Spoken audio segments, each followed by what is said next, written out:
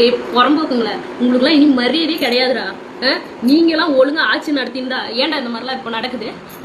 12 நாள் தான்டா ஆகுது அவர் ஆட்சிக்கு வந்து. அவர் வந்து நாட்டை திருத்துறதுக்கு அவருக்கு 12 நாள் போதுமா?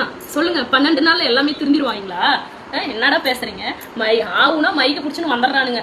விஜயவே குறை சொல்லியே நீங்க என்ன சாதிச்சீங்க?